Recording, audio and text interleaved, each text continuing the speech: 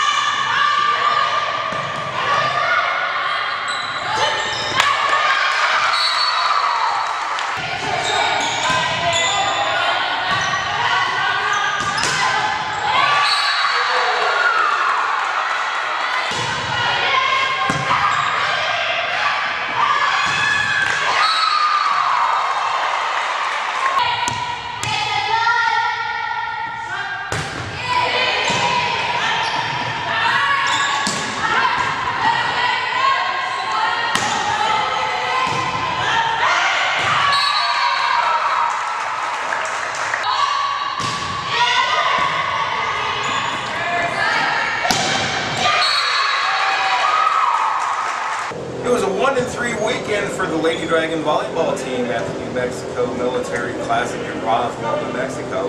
Lady Dragons got up to a great start with a 5-set victory over South Mountain in a match where Jordan Green, the sophomore from Rose Hill, had a career high 20 kills, and sophomore middle blocker Cassie Wiley from Wellington added 14 kills.